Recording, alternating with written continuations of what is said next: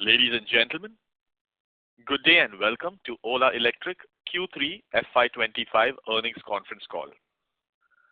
As a reminder, all participant lines will be in the listen-only mode, and there will be an opportunity for you to ask questions after the presentation concludes. Should you need assistance during the call, please signal an operator by pressing star then 0 on your touchtone phone. Please note that this conference is being recorded. I now hand the conference over to Mr. Abhishek Chauhan from Ola Electric Mobility Limited. Thank you, and over to you, Mr. Chauhan. Thank you. Good evening, and thank you for joining the earnings conference call of Ola Electric Mobility Limited for Q3 FY25. Before we begin, a few quick announcements for the attendees.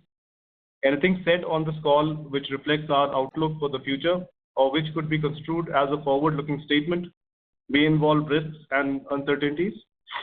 Such statements or comments are not guarantee of future performance, and actual results may differ from those statements. To begin with, I would like to request Shri Bhavish Aggarwal, Chairman and Managing Director of Ola, and Harish Abhichandani, CFO of the company, to take you through the results. Thank you, Abhishek. This is Bhavish here. I think what we will do is we have anyways published a shareholder letter, and I'm assuming all of you have gone through it. This time, unlike last time, we actually published it a few hours in advance. So we will directly jump into the questions. Maybe I will give a very high-level overview to begin with, and then happy to just directly jump into questions. This quarter was an important quarter in terms of many transformation things happening. We faced a much more intense, tougher competitive environment. And we saw through the quarter, despite that competition, we were number one. But obviously, as the quarter progressed, our market share reduced. Now, in January and continuing into February, we've actually been able to turn that around significantly.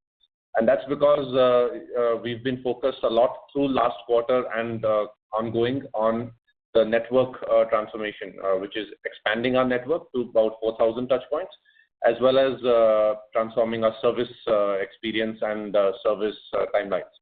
Now, most of these initiatives are actually done, and we are seeing good outcomes from both the sales network as well as the service transformation. And that has resulted in this turnaround in terms of our market share as well as volumes in January. Another important theme last quarter was product launches and product announcements. We announced a few products in the entry-level segment, the Gig, Gig Plus, and Z, as well as we had mentioned that our Gen 3 products will be pulled ahead. And then you saw we actually launched, and we are now delivering Gen 3 products this month, and they have been met with very strong response. In addition to that, our motorcycles are also on track. This month itself, we launched them, and next month delivery start for the Roadster X product range. So that's another key takeaway that I want to share with everybody on last quarter and going into this quarter and ahead. We have the financial numbers also. A few key themes on the financial numbers is continued focus on gross margin improvement. And you can see while revenue dipped in Q3, our gross margin as a percentage actually slightly grew. And looking ahead, actually January, our gross margin was significantly expanded, and we expect the same expansion of gross margin to continue into the rest of this quarter 4 as well as beyond, thanks to our Gen 3 platform as well as other cost saving on the cost structure of the vehicle activities. On operational costs, I had mentioned to you that we will generally try and focus on keeping it flat or lower. So all operational costs except for the new network that we've added has actually trended downwards. We've optimized some headcount. About I think 15% of overall company headcount has been 17% has been optimized, and we continue to do some optimizations without losing the R&D technology muscle. So, but that cost has been replaced by the network expanded cost.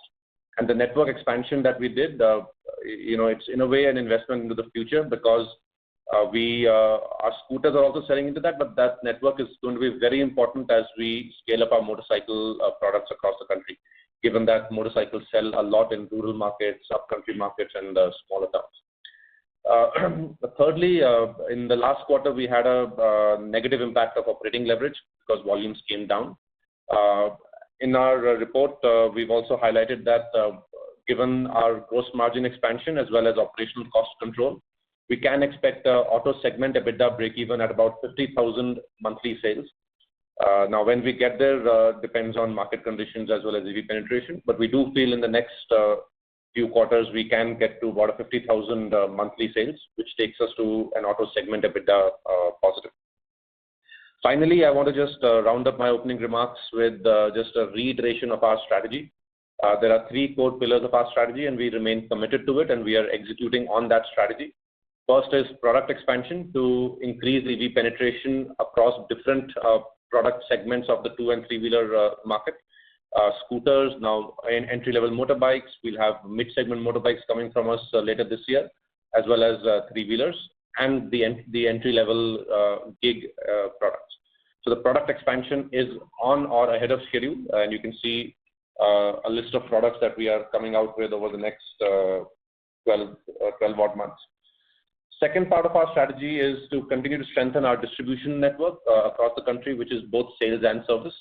We've now expanded touch points, and the new stores that we opened end of December are already starting to deliver good results. Obviously, it will take a few months of being in the market for those stores to get to their optimal store sales count levels. And we expect that through this quarter and next quarter, the sales from these stores will continue to increase. In addition to sales, service also, like I mentioned, has been a big focus. We have used a lot of technology. We've scaled up our people numbers. Our processes have been tightened. And as a result, our average service time, the TAT of service, has come down from almost 2.5, 3 days in October, which is when our service issues were the highest, down to 1.1 days. And actually, the trend is continuing downwards. So our service experience and SLAs are now pretty much best in class in the OEM industry. The final part of our strategy is technology innovation and vertical integration. And you've seen us in the last quarter and in the last month, January and February, continue to move along on this journey. Our Gen 3 platform, which was launched about 10 days back, delivers much higher performance at a much lower cost. And we've also showcased a few interesting technologies like brake-by-wire, which is a patented technology. Yours truly was also a little involved in that, as well as a unique wiring harness. All of that reduces cost, weight, etc., and improves performance. So Gen 3 really denotes, in a sense, the future of two-wheeler technology platforms for India. And we believe this really strengthens and enhances our lead in terms of technology as well as gross margin profile compared to our peers. Another key pillar of our technology and vertical integration is our cell. Our cell, we've guided before, is on track for commercialization into our products by Q1 of next year, which is about the April to June timeline, and we are on track for that. We are seeing very good ramp-up of the testing. The testing results are coming out very well. We've already started testing our own cells in our own vehicle battery packs and vehicles. And you saw that we also announced 2 vehicles in our Gen 3 and our Roadster X portfolio at the top end, which work with the 4680 cell. And the benefit of the cell, obviously, is lower cost, which is our own production. But also because it's the next generation of cell, you can see that we're able to pack more energy and battery capacity into the vehicle. For example, the S1 Pro Plus takes the battery capacity to 5.3 kilowatt-hour, unthinkable in scooters before this. And in Roadster X, the top end actually goes to 9.1 kilowatt-hour. With the traditional 2170 cell, both these two levels were not possible. So our 4680 cell gives us a functional advantage also in addition to a cost advantage. And we've got very strong feedback from customers about our range in both the Gen 3 products as well as the Roadster X products. And it further sets Ola Electric apart in terms of product performance and technology. That's pretty much it, what the document covers. Happy to have questions. Thank you so much, Bhavesh. With that, now we are ready to take the questions. Thank you very much. We will now begin the question and answer session. Anyone who wishes to ask a question may press star and 1 on their touchtone telephone. If you wish to remove yourself from the question queue, you may press star and 2. Participants are requested to use handsets while asking questions. Ladies and gentlemen, we will wait for a moment while the question queue assembles. To ask questions, please press star and 1.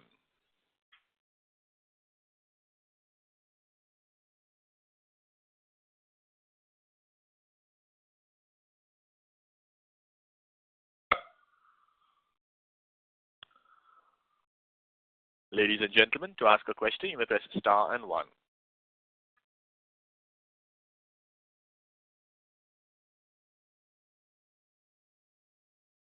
We'll wait for a moment while the question queue assembles.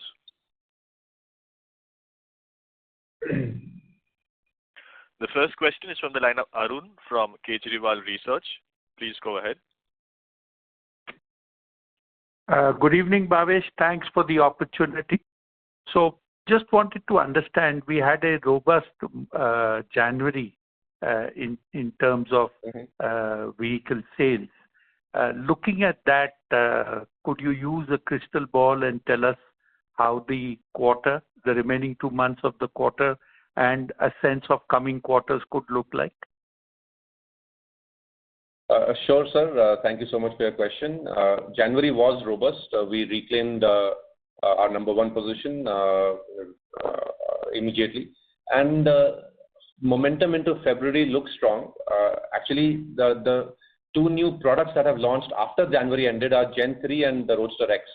So all of the January performance is actually on the Gen 2 product. And now with the new products, we are seeing a much more stronger demand across our network for both Gen 3 as well as Roadster X products. In terms of ramp up, I do believe as we get into a little bit of the festive seasons towards the end of this quarter or early next quarter, we with our new products of motorbikes as well as Gen 3, these numbers will continue to ramp up. Another vector which will take numbers higher is just the maturity of the new stores that we've opened. These stores are right now, typically it takes us about 4 to 6 months for a store to get to its ideal operating conditions in terms of sales per month per store. So these new stores which were opened in end of December pretty much are still in their 2nd month. So we are seeing good walk-ins, we are seeing good interest in the new products also, especially the motorbike in these new stores. So I do expect over the next 2-3 months that vector to also amplify. Another point I want to highlight, given this opportunity, is actually our Gen 3 and Gen 2 coexistence strategy, which was new and we had not shared that before in the market before. So we have decided to keep the Gen 3 and Gen 2 products together in the market for the future. Gen 3 is a very aspirational product and we have priced it also slightly higher than our Gen 2, yet in the same range as market products, whereas its performance is much better than peer products. And we have a lot of product pull for the Gen 3 products, and it also delivers a very good margin for us. Gen 2 we have used to now focus on increasing penetration as well as gaining market share, and hence this kind of pincer strategy allows us to both increase volumes as well as increase margins. So all these things put together, sir, we do expect the market share for us to trend upwards towards 30 to 35% over the course of this quarter. One other question, Bhavesh. You have given us a number that at around 50,000 vehicles a month you would break even and move towards EBITDA positive. Sometime in Q1 of FY26, you would also be launching your battery cells. Would that change this number of 50,000 to something lower? Because contribution from the battery, not in terms of revenue, because on a console basis, it's not going to make a big change, but total contribution to the company's sale would become significantly higher. If you could give us some thought. So you're absolutely right. At a consolidated level, when our battery cell comes in, we will actually have a expansion of margin. The 50,000 is actually for auto EBITDA. We have two segments, auto and cell. So the auto segment EBITDA will achieve break-even at that 50,000 unit level. The cell, the cell margins are booked in the cell segment, but as at a console level, actually that will add to the overall benefit, and that number might come in a little bit.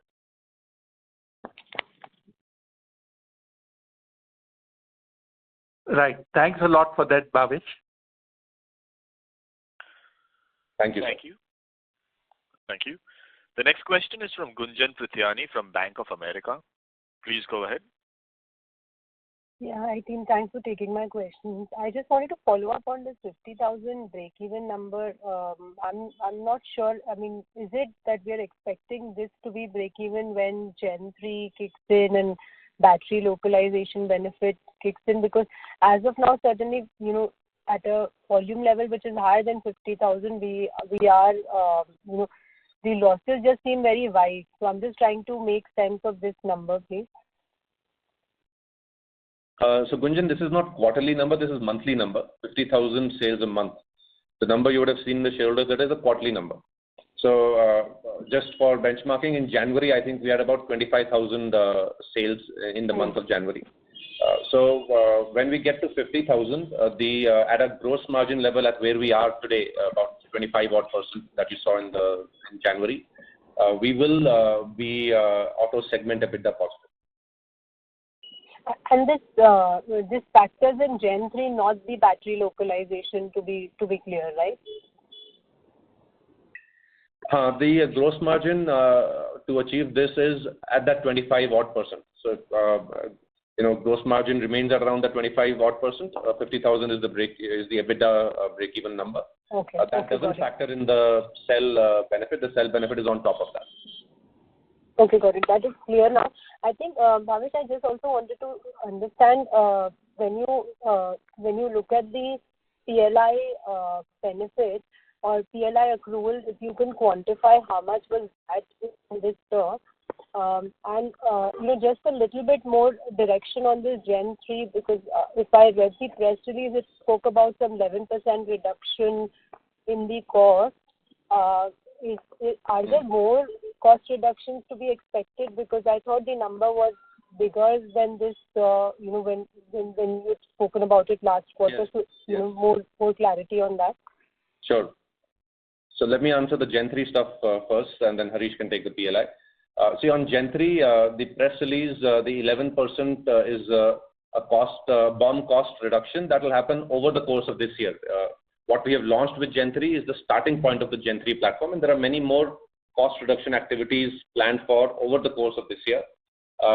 When all of those activities are complete, there will be about a 15 to 20 point gross margin benefit, which is in that 11% BOM cost reduction range.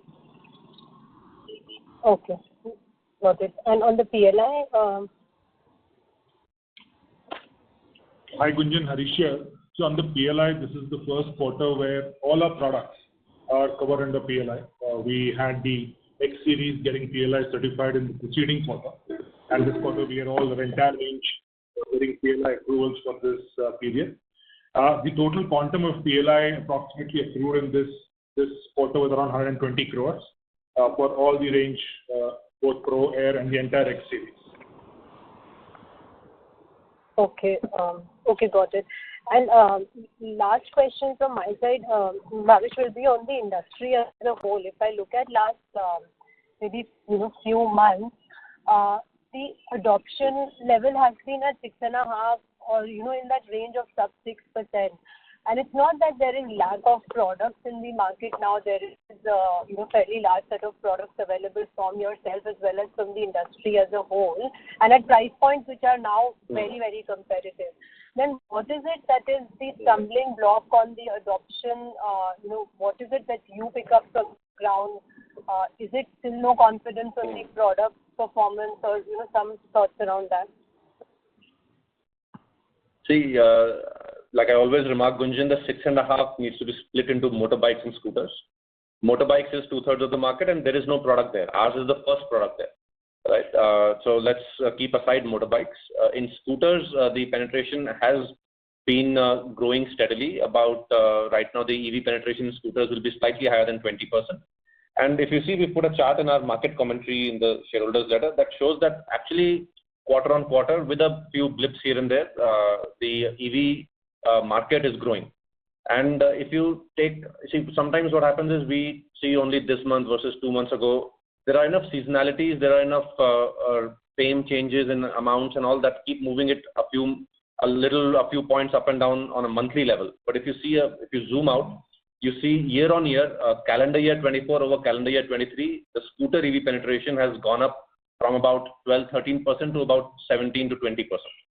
Right, and we are seeing continuous similar trends of penetration increase in scooters. So my feeling is in calendar year 25, we will go from about a 20% to about a 25-30% penetration. This number can be slightly higher, slightly lower, depending on how competitors also play. If competitors are more aggressive, it actually benefits penetration, and hence in a strategic sense, it benefits us because we have the strongest play in electric. As we have expanded distribution, for the first time, actually, these customers have a good product at a reasonable price. Before that, they had our peer products, which were maybe not priced well or not as good in terms of functionality. And our distribution expansion will further increase scooter EV penetration. So anywhere between 25 to 30 is where I think towards the end of this year we can be. But there's another blip possible because FAME is reducing in April from 10,000 to 5,000. There might be again a 2-3 month blip because of that, but generally on a year-on-year basis, you should assume EV penetration growth of about 5 to 10 bits, so 5 to 10 percentage points. Okay. On the other hand, I'll just complete my answer. That was scooter commentary. On motorcycles, we actually expect a faster uptake compared to the scooter journey. The scooter journey, if you see, started 3.5 years ago with us. Then penetration was sub 1% in scooters. Now it is 20%. It's taken 3.5 years to get here. In motorbikes, we actually expect to traverse the same journey in about half or 2/3 the time. And that's because there's generally more awareness about EVs. The basic foundations of the sales service network have already been laid out. Products have already improved 3 generations for us. Our motorcycles start from our Gen 3 platform. So all of those benefits already are into the starting point of motorcycles. And motorcycles, as we all know, is about 2 times the scooter market. So we are actually very, very encouraged by the response and interest we are getting on our motorbikes. And we actually feel this is going to be the real inflection point for the EV 2-wheeler, 3-wheeler industry in India, which is motorbikes gaining EV penetration. And it's all going to happen in the next couple of quarters. Okay, got it. That's pretty useful. I think just last question, if I can squeeze in. Harish, I just wanted to get your thoughts on this other expenses, which has been seeing a pretty big jump over the last 2 quarters. And last quarter, you did speak about the warranty cost being higher. And this quarter, again, that number has gone up. So if you can give us some sense on what's really driving the increase there, both in terms of, where are we on warranty costs, and secondly, what led to the step up in this quarter? So Gunjan, I'll set some context and then Harish can be more specific on it. See, on warranty, the warranty and service related costs, so you see a one-time exceptional cost in Q3. There will also be another one in Q4. This is largely linked to the service backlogs we had. It is not all warranty. Part of it is also a no questions asked goodwill that we did, given that we had a bad issue on service. All of that is now behind us. In terms of actual warranty cost in the product, we so far book about 3,200, Harish, right, per product? 3,250. Now, we might revise this number in the next financial year as we just learn from our experience. The steady state actual warranty costs for us are not much higher than this 3,200 number. Slightly higher, but not much higher. It is the one-offs which we had to solve for, which was linked to lower network scale and some goodwill that we had to do. So this should end in the next quarter or 2 in one-offs, and going forward, we might revise our provisioning on warranty to the new level from this data. Yeah, just to add, Gunjan, I think if you look at an annualized level, last year we had a warranty cost of approximately 5 to 6% of our revenue. This year will be slightly higher, going into the closure of this year, consequent to this one-offs, and the last 2 quarters and in Q4, some part of it. But going ahead into FY26, as we review our provisions and with Gen 3 and other technology improvements, and with our investment in service side of it, these are expected to then start trending closer to the industry standards. Actually, on that, with our Gen 3 platform, our forecast actually is that the warranty as a percentage of revenue might be around 2%. Yeah, that's what we have tested for and planned for, and that's where Gen 3 is coming out in the testing also. So we've done a lot of work on making sure Gen 3 is actually much lower on warranty costs. So 2% is where we are targeting with Gen 3. We might actually be slightly lower on that too. But we will still have a lot of this Gen 2, Gen 1 products, which will continue to have some level of warranty higher than this 2.5%. So the blended might be slightly higher for another year or two. Thank you. Next question is from Chandramouli Muthiah from Goldman Sachs. Please go ahead. Hi, good evening, and thank you for taking my questions. I have two questions, and I'll ask them upfront. First one is just around the motorcycle launch. Congratulations on that. Just want to understand at what stage will you potentially start sharing bookings numbers to the investor community on the motorcycle product. And the second question is just around your battery strategy. What sort of yields are we at this stage as we approach the June sort of in-house battery usage in some of our products? And when do we expect the battery strategy to be accretive to our gross margin profile versus buying cells externally? Thank you. So on motorcycles, Chandru, we've had a very strong response to our launches. We are, actually across all our stores now, people are buying the motorcycles. We will not be sharing any numbers today. Many people are also saying they've reserved it. Tens of thousands of people have reserved the bike, but they want to see the bike in the stores before they finally order, which will also happen in the month of March. So motorcycles actually in terms of volumes will start reflecting in Q1 in a material way in our registrations as well as our revenues. There will be some in this quarter, which will be towards the end of March, but in terms of volumes and revenue and registrations, it will come in Q1. But the interest is very, very strong, and the product proposition also is obviously as good as it gets in EVs for this category. So that's on motorbikes, and what we've launched right now is the Roadster X, which is the entry-level motorbikes. We have a bunch of other motorcycle products lined up for the course of this year. We have the Roadster, then the Sportster and Arrowhead, which are sporty mid-segment bikes, and then later this year we will have our premium segment bikes also. So all of that is lined up. So we feel fairly good and confident about our motorcycle product lineup. On the battery, see, we are right now scaling up the entire production. Our yields are already up to about 70-odd%, and we want to get to about 80+% when we commence production next quarter. And each of these steps are being optimized for the right yield and as well as the right safety, quality, etc. And all the testing that we're doing on the cells is to make sure whatever we're producing is at a certain safety standard, and also the yields and the cost is also trending towards a high yield number.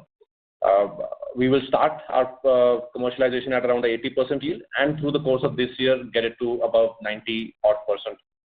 The target eventually is a mid-90s%, where the best-in-class gigafactories run in the world, which will be somewhere early to mid next year. In terms of margins, at a BOM cost level, the cell is going to be on day one cheaper than buying it from outside. So the BOM cost of the cell as well as the cost of production for us, including yield losses, from the first quarter of commercial production itself will be lesser than the cost of procuring cells from outside. And as we improve yields, as we get to a higher scale, our BOM will and the cost of production of the cell will further reduce. At about a 5 gigawatt-hour level, the cell business will be also segment EBITDA positive, directionally, about a 5 gigawatt-hour scale, which should happen by early next year. And so that's where the cell business will be at a console level, EBITDA margin accretive. At a contribution margin, etc., it might happen earlier. Got it. Thank you very much and all the best. Another point, Chandru, I want to make here is, I don't know whether you all noticed that it was a small line in the end of our shareholders letter that what we are producing right now in the Gigafactory is the Gen 1 Ola Gen 1 NMC cell. We are already working on our Gen 2 NMC cell, which will be out early next year. So that will be a better energy density than what we have with this one. This one is about the 275 watt-hour per kg mark. That one will be slightly higher, which actually means every product of ours just gets 10% extra or 5 to 10% extra energy right out of the box without the vehicle changing anything. Another big thing here, which was again a small point, maybe you guys missed it, is we've also started commercializing LFP cells. So we are making 2 LFP cells, one for our vehicles on the same 4680 format and one for battery storage applications. And we will be entering the battery storage industry also with a mega pack kind of a product, which will be a container size battery. And in India, the battery storage market with all the government bids and all is just starting to ramp up. And we actually, today, all the players in India import from outside. So we will be building these container scale batteries within this calendar year through our own LFP cells, fully vertically integrated, and selling it to all these EPC companies. Instead of procuring from China, they can buy from us. Got it. That's helpful. I'll fall back in the queue. Thank you. Next question is from Rishi Vora from Kotak Securities. Please go ahead. Hi, thank you for the opportunity. My first question is just a clarification. Bhavish, you made a comment that by early next year, you expect the Gigafactory production to reach 5 gigawatt hour, right? Is that correct? Yes. So essentially what you are implying is that, we'll roughly produce around 1.5 million vehicles. And if you look at current run rate, we are, let's say, roughly around 500,000 vehicles. So what you're implying is we'll 3x our volumes in 1 year? And if yes, then what will... Let me unpack this for you, Rishi. There are 2 or 3 things here. Firstly, we will have installed capacity of 5 or above gigawatt hour in the Gigafactory, and the factory can produce that much. Second is how much automotive volumes will we have. From our two-wheeler business, we do expect getting, last year was 400K. Now this year, we are seeing again a bump in volumes, turnaround of our volumes, motorcycles, etc. So maybe that 400 will through this year become 5, 6, 700. In that zone, I don't want to give a concrete forecast on that, but I do expect strong two-wheeler volume growths this year. And on top of that, we have our three-wheelers coming towards the second half of this year, which will actually have much higher battery capacity. So all in all, let's say we have about 700, 800 kind of volumes towards run rate basis towards the end of this year. That means if I use a factor of 4 to 5 kilowatt hour per product, so that will be about a 3 to 3.5 gigawatt hour requirement by end of this year or early next year. And how that and our Gigafactory will be ready to produce all of that. Then on top of this, we will also, like I mentioned, be making LFP cells for battery energy storage. So there will be a new segment that we will start working towards in the next, maybe in the next quarter or so, you'll start hearing more about it from us, which is this container scale batteries. So now that again is an early market in India, but we will have the capacity in our Gigafactory to supply for that as the market scales up. And have we started discussion with the customers for these LFP batteries? Or maybe you'll start from next quarter? No, we've started some discussions. I don't want to share specifics today, but there are many discussions, and we are also really, from an engineering standpoint, the containerized battery is also being made, and discussions are being had with all types of customers across the value chain. Understood. If we look at keeping aside the market share trends which has been volatile, I know our absolute volumes in 3Q were down almost 3% roughly, and even in January the absolute volumes are around 25,000. So despite us having in the scooter segment all the offerings across majority of the price points, what is it that is not resulting in the sharp uptick in volumes, because now TCOs is favorable, everything is there. Why we are still, for the industry and for us, the volumes are not significantly scaling up despite all the positives in terms of pricing, product availability, distribution? See, you'll have to give it some time, Rishi. We just expanded our distribution. Till then, we were only at about 750 stores. We've just expanded to be able to address almost every part of India, and it'll take 4 or 5 months for that distribution to mature. And as that matures, you will see our volumes rise in those hinterland markets or new markets. Secondly, there is definitely a higher competition. So while the market has grown, there are the top 3 players are kind of fighting aggressively for it.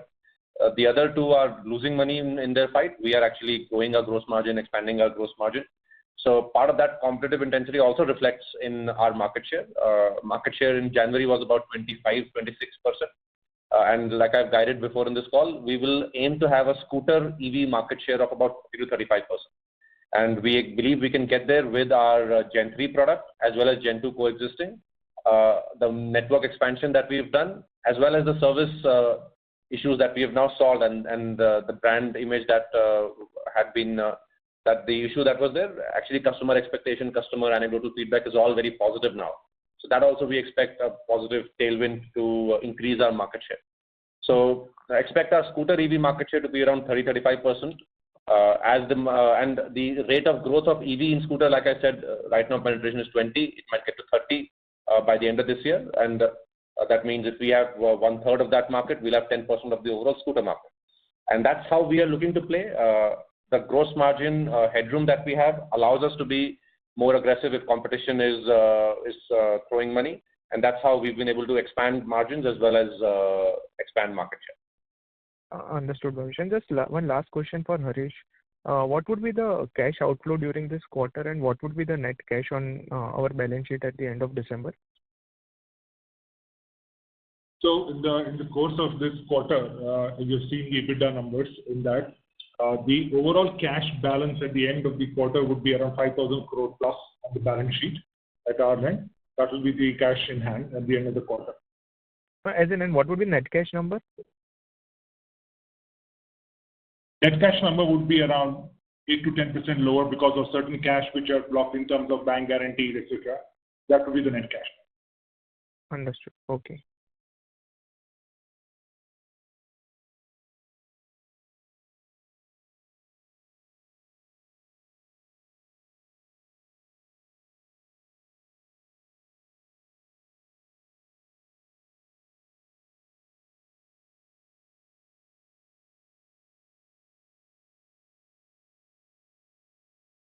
Thank you. Next question is from Jinesh Gandhi from Ambit Capital. Please go ahead.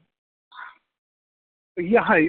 Bhavesh, my question pertains to our product quality. So we have addressed our service quality quite considerably in last few months.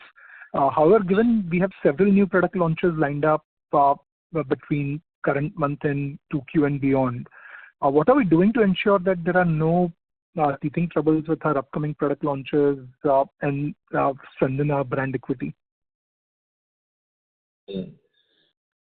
See, the Gen 3 platform, like I mentioned, already improves product quality by a very large degree.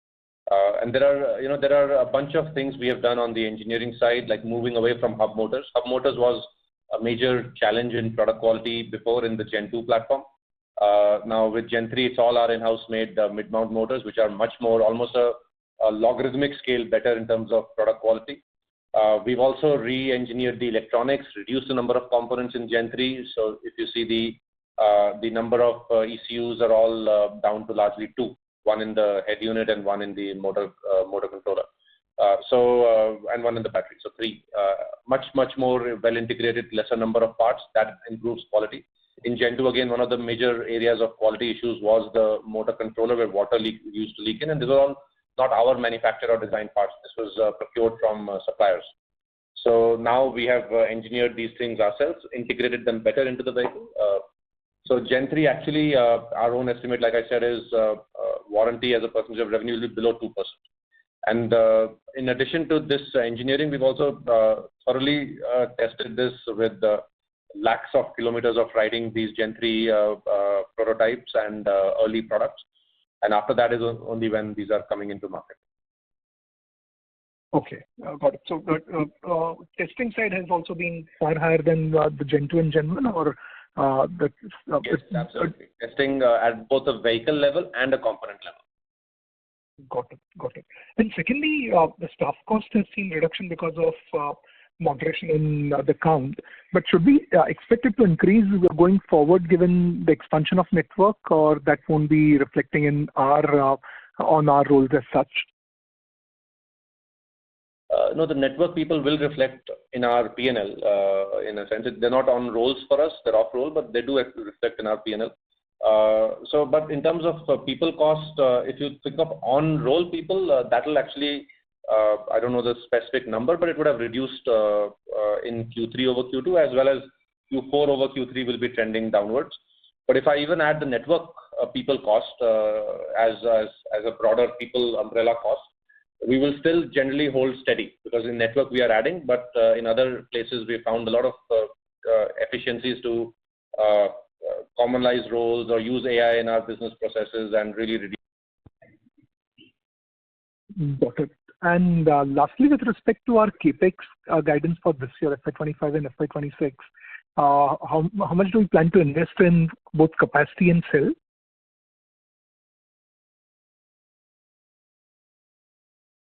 Hello? Hello?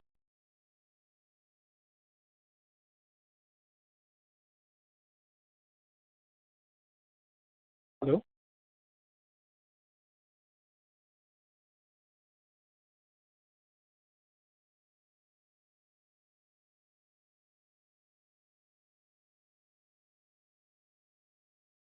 Participants, please stay connected. We seem to have lost the line for the management. Please stay connected while we reconnect the line. Do you want to go ahead with your question?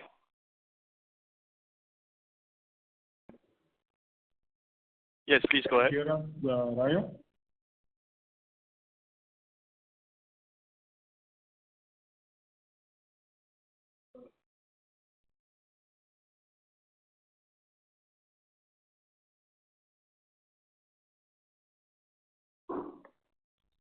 Hello, are we audible to you? Yes, sir, we can hear you.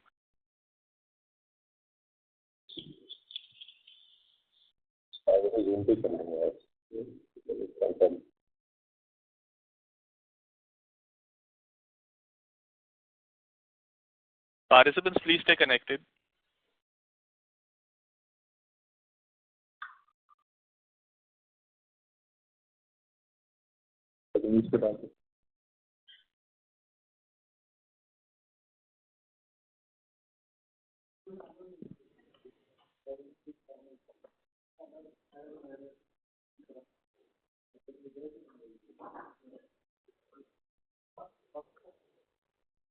Next question is from the line of Ajox Frederick. Please go ahead, Ajox. Hi, sir. Hope I'm audible. Yeah, I have a couple of questions. One is on the distribution. So how many active distribution centers we have right now after the new expansion? Hello? Hello? Am I audible? One moment. Yeah.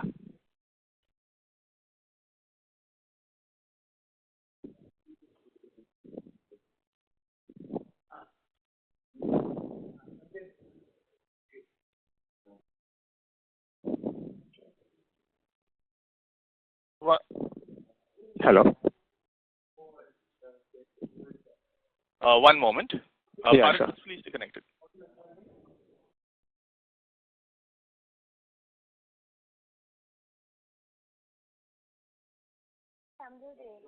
Yeah, can you guys hear? Hello? Yeah, we can. I can hear you. Can I go ahead? Yes, Ajox, please go ahead. Sorry for the inconvenience. No problem. Sir, I was asking about the distribution stores. So how many are active right now, and Who is this? Ajox? Yeah, this is Ajox from Sundaram Mutual. Okay. Yeah, sir. So I wanted to understand the distribution. So what is the current status of store open right now, and where are we focusing on? Is it tier 2, tier 3, and incrementally, what is the per store count we are targeting, more from a distribution strategy and status?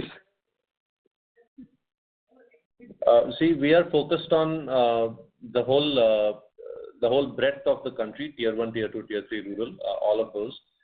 Because as a let's call it a multi-category general purpose OEM, we want to be across all kind of customer segments. So that's why we initially, till we announced and did this store expansion, we were only 750 stores, which was largely tier 1, tier 2 markets. Now we are across pretty much every district and taluk of India. We don't expect us to have another store expansion in the near term. Maybe towards the end of this year or early next year. There is still another scope for adding another couple of thousand stores to get to an equal level where ICE industry is. But for now, we feel this is enough to scale up the products that we have.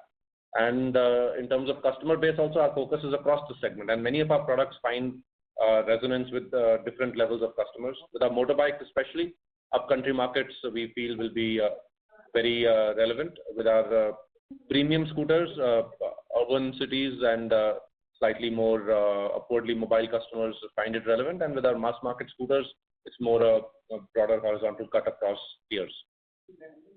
Okay, sir. And we saw your expenses go up. So can you help me understand how much was spent in this network expansion costs? I'm assuming that's sitting in other expenses, right? Network expansion is not in other expenses, right? See, the network expansion, which has happened over, say, December, and the significant cost actually will start coming in this quarter. It will be normal rentals, etc., a lot of lease properties, etc. They will, given the accounting standard, some of it actually goes below the EBITDA line because of the way the lease of these devices are accounted. That's the normal cost. Otherwise, our costs, incremental costs are fairly minimal on these network expansion. Okay, I was just looking at the other expenses spiking up, so I wanted some clarity on that. On a QOQ basis? Yeah, so on the other expenses, which as we discussed earlier also on the call, some of these one-offs which have been taken in this quarter towards warranty. Okay, understood. Rationalization cost, etc., which what we have taken, and that's why the spike you see in the quarter-on-quarter. Okay. Just a final question. You mentioned that Jan's gross margins are 25%, and for the last few quarters, we were hovering around 18% or 19%. So what changed in Jan to deliver a 25% gross margins? See, on Jan gross margins, there are two things. Firstly, our BOM cost has been reducing continuously. If you see, even in Q3 over Q2, we had in our shareholders letter said that 1 point BOM cost reduction is contributing to gross margin. Same in Jan, another 1 point of gross margin improvement happened through BOM cost reductions. Then on top of that, there was about a 3.5 percentage point improvement from no discounting, because last quarter was the festive quarter, so January was less intense in terms of discounting. But despite that, we actually gained market share back. So in that sense, we were able to gain by discounting lesser. Now, going ahead, we will see an expansion from further BOM cost reduction thanks to the Gen 3 platform, as well as margin expansion thanks to the Gen 3 and Gen 2 products coexisting. Okay. That's very clear, sir. Congrats and all the best. Thank you. Thank you. Next question is from Shirish Gute from Nippon India Mutual Fund. Please go ahead. Hi, sir. Is it possible to share what capex we did in Q3 on tangibles and intangibles? See, the total capex, what we did around in Q3 was around 300 odd crores. This is across both cell and auto. And the intangibles was R&D, etc., would be around 60 to 70 crores in that number.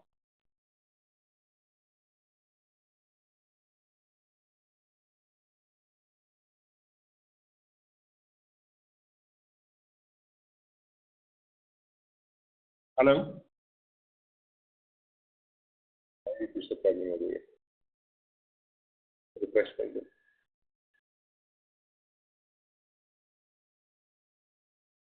Am I audible? Yeah, we can hear you. Okay, so capex is answered. So the next question I'm trying to understand, the PLI we mentioned is now applicable on all models. So is it 12-13% of revenue? Is that the right number to work with?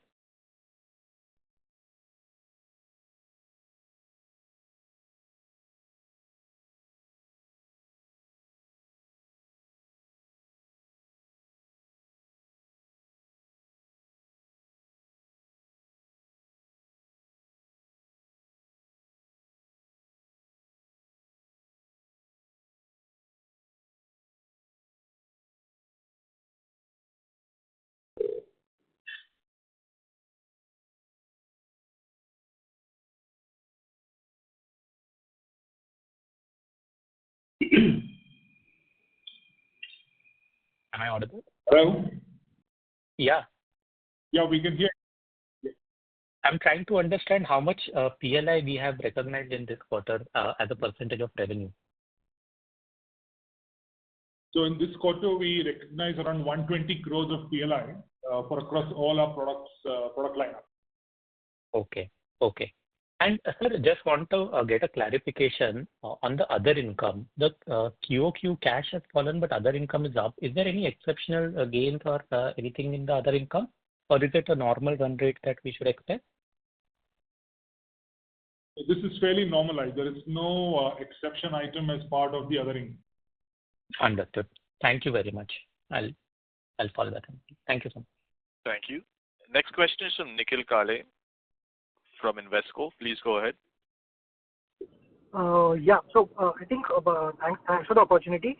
One question was on the staff side. I think you made a comment about 17% kind of an optimization. So just wanted to understand, is that kind of the workforce percentage that you have kind of reduced, or what is it? What is that number exactly?